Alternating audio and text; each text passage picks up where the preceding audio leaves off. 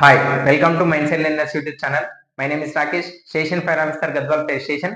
ఈ వీడియోలో మనం తెలంగాణ ఎస్ఐ కానిస్టేబుల్ సంబంధించిన ఏజ్ రిలాక్సేషన్ సంబంధించి పూర్తి వివరాలు తెలుసుకోబోతున్నాం. చాలా మంది విద్యార్థులు కామెంట్ సెక్షన్ లో ఏజ్ కి సంబంధించి క్లారిటీ లేక మేము మా స్టడీస్ పై ఫోకస్ చేయలేకపోతున్నాం. ఒక వీడియో చేయడం ద్వారా మేము మా స్టడీస్ పైన ఫుల్ కాన్సన్ట్రేషన్ చేసి చదువుకుంటామని అడగడం వల్ల కాస్త లేట్ అయినప్పటికీ పూర్తి సమాచారంతో మీ ముందుకు ఈ వీడియో తీసుకురావడం జరిగింది.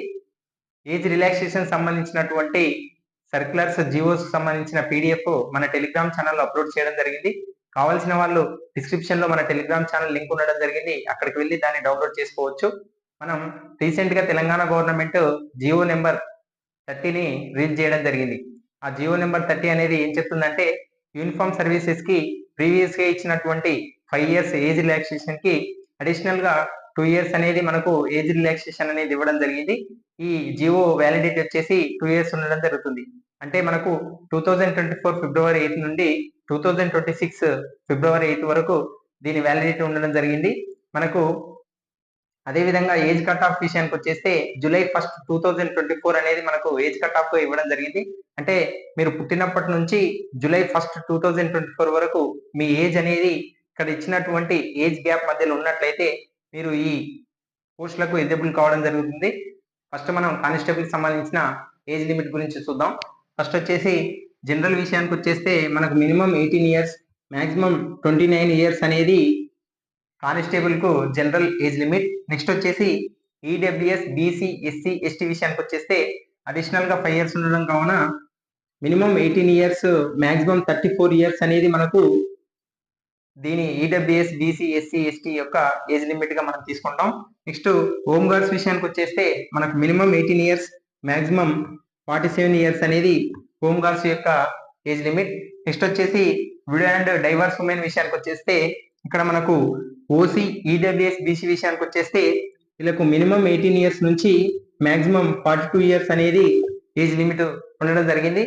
అదే మనకు ఎస్సీ, ఎస్టీ విషయానికి వచ్చేస్తే మినిమం 18 years, మాక్సిమం 47 years అనేది ఏజ్ లిమిట్ ఉండడం జరిగింది. ఎక్స్ సర్వీస్ మ్యాన్ విషయానికి వచ్చేస్తే ఆర్మీలో కానీ, నేవీలో కానీ, ఎయిర్ ఫోర్స్ లో కానీ మినిమం 15 years సర్వీస్ చేసిన వాళ్ళని మనం ఎక్స్ సర్వీస్ మ్యాన్ అనడం జరుగుతుంది. ఎక్స్ సర్వీస్ మ్యాన్ ఏజ్ ఎలా క్యాలిక్యులేట్ చేస్తారంటే, ఫర్ ఎగ్జాంపుల్ నేను 22 years ఉన్నప్పుడు నాకు ఆర్మీలో జాబ్ వచ్చింది అనుకోండి. నేను 16 years సర్వీస్ చేస్తే ప్రజెంట్ నా ఏజ్ 38 years. ఆ 38 years అప్పుడు నేను రిటైర్మెంట్ తీసుకుంటే నేను ఏదైనా నోటిఫికేషన్ అప్లై చేసుకున్నప్పుడు నా ప్రజెంట్ ఏజ్ లో నుంచి చేసినటువంటి సర్వీస్ పీరియడ్ ఏజ్ ని తీసేసి ప్రజెంట్ ఏజ్ గా కన్సిడర్ చేసేసి మనకు ఏజ్ లిమిట్ ని తీసుకోవడం జరుగుతుంది. అలా మనకు ఎక్స్ సర్వీస్ మ్యాన్ విషయానికి వచ్చేస్తే ఓపెన్ మనకు మినిమం 18 years నుంచి మాక్సిమం 32 years అనేది ఉండడం జరిగింది.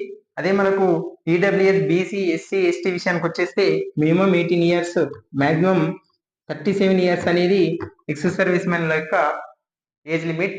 నెక్స్ట్ వచ్చేసి ఎస్ఐ ఏజ్ లిమిట్ విషయానికి వచ్చేస్తే జనరల్ వచ్చేసి మనకు మినిమం 21 years, మాక్సిమం 32 years అనేది జనరల్ యొక్క ఏజ్ లిమిట్ ఉండడం జరిగింది.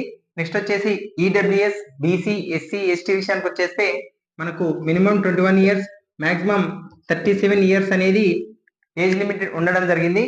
నెక్స్ట్ మనం ఎక్స్ సర్వీస్ మ్యాన్ విషయానికి వచ్చేస్తే ఓపెన్ వచ్చేసి మనకు మినిమం 21 years నుంచి మాక్సిమం 35 years అనేది ఏజ్ లిమిట్ ఉంటే, ఈడబ్ల్యూఎస్, బీసీ, ఎస్సీ, ఎస్టీ విషయానికి వచ్చేస్తే మినిమం 21 years నుంచి మాక్సిమం 40 years అనేది ఏజ్ లిమిట్ ఉండడం జరిగింది.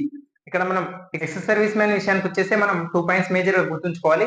ఫస్ట్ పాయింట్ వచ్చేసి, ఫర్ ఎగ్జాంపుల్ నేను ఎక్స్ సర్వీస్ మ్యాన్ అయితే ఏదైనా నోటిఫికేషన్ నేను అప్లై చేస్తే ప్రజెంట్ నా ఏజ్ లో నుంచి నేను చేసినటువంటి సర్వీస్ పీరియడ్ ని మైనస్ చేసి ప్రజెంట్ నా ఏజ్ గా కన్సిడర్ చేయడం జరుగుతుంది. నెక్స్ట్ వచ్చేసి పుట్టిన తేదీ నుంచి అప్లికేషన్ చేసే వరకు ఎక్స్ సర్వీస్ మ్యాన్ యొక్క ఏజ్ అనేది 45 years కు మించకుండా ఉండాలి. మేము ఇచ్చిన సమాచారం మీకు నచ్చినట్లయితే మన యూట్యూబ్ ఛానల్ సబ్స్క్రైబ్ చేసుకోండి. అదే విధంగా లైక్ చేయండి. ఇంకా ఏమైనా సందేహాలు ఉంటే కామెంట్ సెక్షన్ లో తెలియచేయండి.